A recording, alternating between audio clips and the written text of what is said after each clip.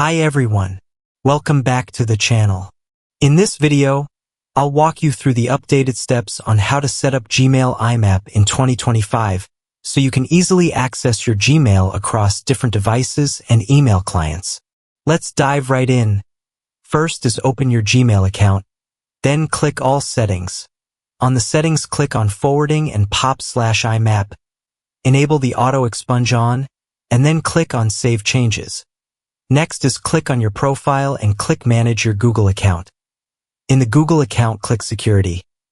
In the Security, turn on the Enhance Safe Browsing for your account, and lastly click Turn on. And that's it. You've successfully learned how to set up Gmail IMAP in 2025.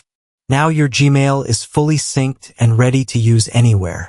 If this tutorial helped you, don't forget to hit that like button, subscribe for more quick tech guides, and leave a comment if you have any questions.